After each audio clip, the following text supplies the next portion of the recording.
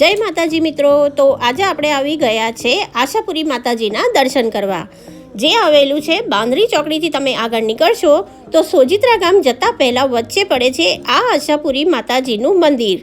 તો આજે આપણે તેના દર્શન પણ કરીશું, ત્યાંનો આપણે પ્રસાદ પણ લઈશું અને હું તમને બતાવીશ કે પ્રસાદમાં કેટલા પૈસા ભરવાના હોય છે અને પ્રસાદમાં શું હોય છે। તો ચાલો મારી સાથે આપણે જઈએ આશાપુરી માતાજીના દર્શન કરવા।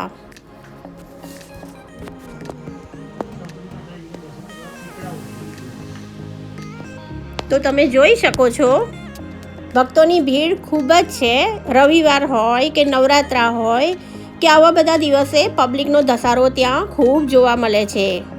તમે જોઈ શકો છો આ છે આશાપુરી માતાજીનું મંદિર। દર્શન કર્યા પછી લોકો ત્યાં પરિક્રમા પણ ફરતા હોય છે। રસ્તામાં આપણને માતાજીના ચૂનરી, પ્રસાદ, શ્રીફળ, સાકર આ બધું જ તમને ત્યાંથી જ મળી રહેશે।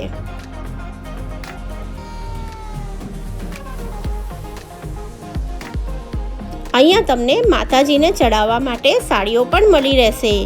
લોકો આમ તો ઘરેથી જ સાડીઓ લાવતા હોય છે, પણ અમુક સંજોગોમાં તમે ના લાયા હો તો અહીંયા પણ તમને આ સાડી મળી જશે। તો હવે આપણે મંદિર તરફ જઈશું। આ જુઓ આશાપુરી માતાજીના બહુ સરસ રીતે દર્શન થઈ રહ્યા છે।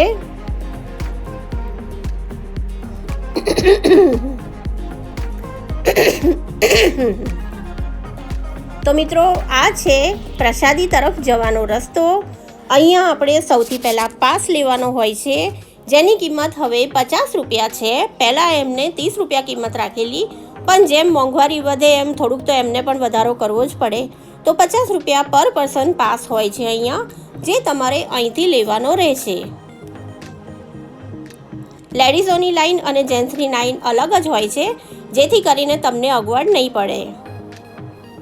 હવે આપણે જોઈ શકીએ છીએ કે આ રીતે પાસ લીધા પછી થાળી લઈને તમારે જાતે જ પ્રસાદ લેવાનો હોય છે, જેમાં આપણને મળી ગઈ છે પૂરી, લાડુ પણ છે આજના પ્રસાદમાં। દરરોજે મેન્યુ એમનું ચેન્જ થતું હોય છે, પણ એક પૂરી અને એક સ્વીટ તો હોય છે જ, સાથે એમને પાપડ મૂક્યા છે। શાકમાં જે બટાકાનું મિક્સ શાક છે,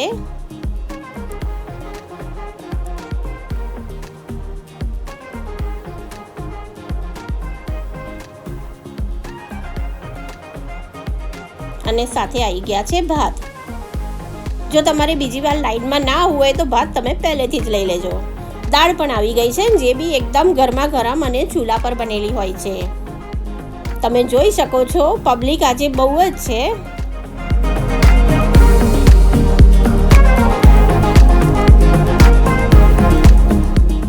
અને હા મિત્રો, વડીલો માટે પણ અહીંયા ટેબલ અને ખુરશી મૂકેલા જ હોય છે।